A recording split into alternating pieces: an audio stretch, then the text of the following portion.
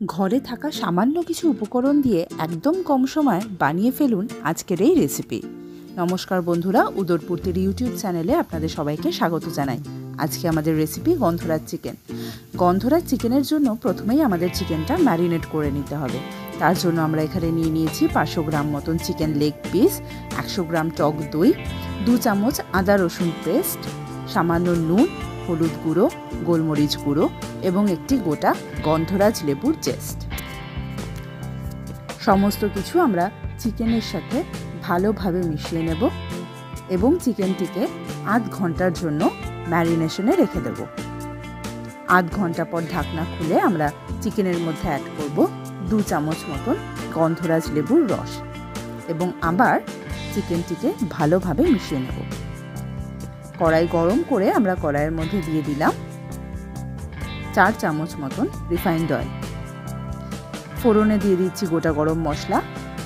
তারপর তেলে দিয়ে দিলাম মিডিয়াম সাইজের কেটে রাখা 2টি পেঁয়াজ কুচি। পেঁয়াজ মোটামুটি গোলাপি রং হয়ে গেলে পেঁয়াজ কুচির মধ্যে আমরা দিয়ে দেব 4 চামচ মতন আদা রসুন এবং কাঁচা লঙ্কার একটি পেস্ট। দিয়ে দিচ্ছি 1 চামচ মতন কাশ্মীরি লাল লঙ্কার গুঁড়ো। 2 থেকে 3 মিনিট পর আমরা দিয়ে দিচ্ছি স্বাদ মতন নুন এবং স্বাদ অনুযায়ী চিনি। এরপর আমরা দিয়ে নিচ্ছি ম্যারিনেটেড চিকেন।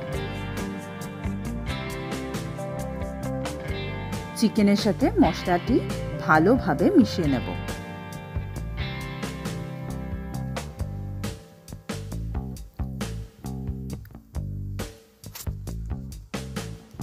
ম্যারিনেশনের সময় চিকেন থেকে সামান্য জল বেরিয়েছিল, সেই জলটাও কিন্তু আমরা দিয়ে দিলাম রান্নাতে। এই রেসিপিটা কিন্তু চিকেনের যে কোনো পিসেই হবে, আমরা এখানে লেগ পিস নিয়েছি। এরপর আমরা সামান্য ঢাকা দিয়ে চিকেনটি রান্না করে নেব।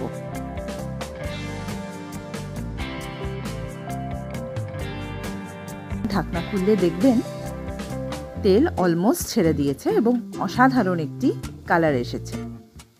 আবার একটু নাড়াচাড়া করে নিলাম।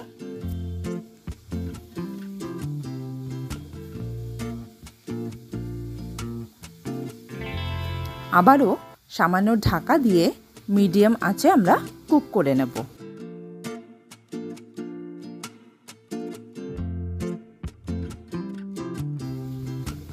এরপর দিয়ে দিচ্ছি কেটে রাখা 2 টুকরো গন্ধরাজ লেবু এবং দিয়ে দিচ্ছি 4টে লেবু পাতা। লেবু পাতা অ্যাড করার পর আমরা আঁচ একদমই কমিয়ে দেব এবং ঢাকনা দিয়ে রান্না করব, যাতে লেবুর যে অ্যারোমাটা আছে সেটা চিকেনের মধ্যে চলে আসে। তাহলে আর কি, ঢাকনা খুললেই কিন্তু রেডি গন্ধরাজ চিকেন। কি একদম চটজলদি না, এবং একদম ঘরোয়া উপকরণে। নমস্কার।